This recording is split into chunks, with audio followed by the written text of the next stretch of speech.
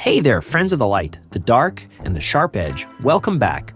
It's me again, joined as always by all my little monsters, and we're thrilled to have you here at this strange and wonderful corner of the universe known as Filomania. You already know the deal. This isn't just a place where we show off knives. It's where we dive deep into the world of pocket knife collecting with passion, respect, and yeah, a good dose of excitement too. Today we've got something new, something we love doing around here, an unboxing. And not just any unboxing, but one I've been looking forward to for several weeks now. Because what's inside this box isn't just another knife.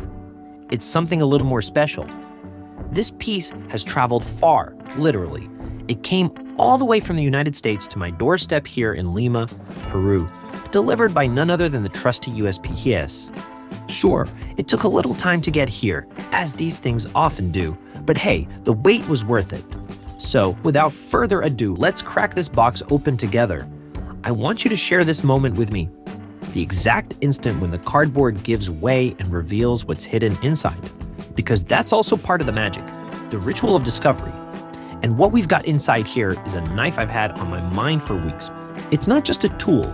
It's a piece with some backstory, some intention behind its creation, a particular design, and yeah, even a bit of personal frustration I'll tell you about soon. But first, let's take a look. And here it is, everyone, the Maxace Perseus Timascus. This is one of those knives that grabs your attention the moment you hold it. Right off the bat, the presentation is top-notch. Inside the box, you get a little welcome card, kind of like a congrats on your new knife message, complete with the brand's social media and contact info. And yeah, part of the message is in Chinese. I can't read it, but I still appreciate it. It's a small gesture to the buyer, probably wishing you well and thanking you for picking their product. Now, about the box itself, it's surprisingly nice. Even though it's made of cardboard, it's rigid and feels premium. Almost like the packaging of a high-end watch. One of those boxes you open slowly just because you know what's inside is special. And sure enough, it is. Alongside the knife, there are a few accessories I really appreciate. A microfiber cloth to keep the blade clean and shiny, some spare screws, which always come in handy, and a couple of small parts that I think might belong to the lock bar, though I'm not entirely sure. Everything's well organized, thoughtfully arranged.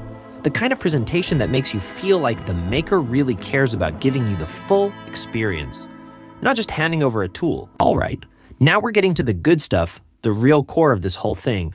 I've got the knife in my hand now, finally, and my first thought, the very first impression I get from holding the Maxace Perseus Timascus is, wow, the finish is absolutely stunning.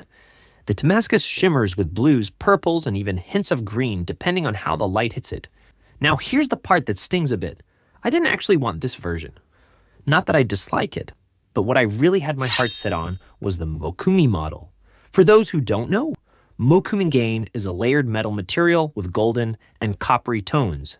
It gives off this fiery, molten look that really stands out. But unfortunately, that version's sold out. Gone. And yeah, that was frustrating. Because while this one is beautiful in its own way, it wasn't my first pick. Still, even with that minor letdown, I have to admit, this Perseus feels like a premium knife. The kind you recognize as special the second you see it. And not just because of the materials, but the details. It's got Timascus inlays on both sides of the handle, and the pocket clip looks like anodized titanium. There's a clean logo etched into it too. And thankfully, it's not one of those clips that are so stiff they destroy your pants. It's got that perfect balance, strong but not brutal. And here's a detail I really appreciated, the cutout in the frame lock. That section where the frame flexes to release the blade. It's been shaped with two parallel lines that, honestly, look like fish gills. It's a small touch, sure, but for those of us who care about design, little things like that go a long way. All right, let's talk about action. Because if there's one thing every knife lover looks for in that first flip, it's that perfect combo of smoothness, control, and precision. And let me tell you, the Maxace Perseus delivers. I give the flipper tab a light press, and wow. The action is clean, fast, fluid, and topped off with that satisfying click we all secretly love. The detent, that little mechanism that keeps the blade closed, is dialed in just right. Not too loose, not too tight. Just crisp and reliable.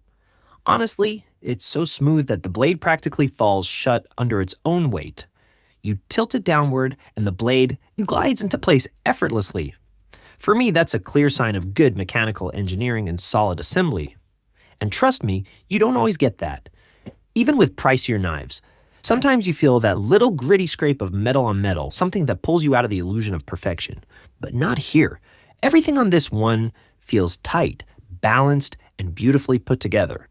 Now, of course, no knife is perfect, and in the spirit of keeping things honest, let's talk about what wasn't ideal. In my case, the blade didn't come perfectly centered. It's just slightly off to one side. Nothing major, but if you're the kind of person who pays attention to details, you'll notice. It doesn't affect the performance at all. But when you're dealing with a knife of this quality, you do expect that centering to be spot on. Thankfully, I think it's something I can fix myself with a little pivot adjustment. So yeah, not a big deal, but it's one of those things you wish had been right from the get-go. It's like buying a brand new car and finding a smudge on the dashboard. Not a performance issue, but it still takes a little shine off the moment. Thankfully, everything else is exactly where it should be. The weight feels balanced, the ergonomics of the handle are great, and it fits in the hand like it was made for it. No sharp edges, no weird pressure points. This knife was made to be used and enjoyed. All right, here we are, the final stretch of this experience. And as always, it's not just about opening a box and seeing what's inside.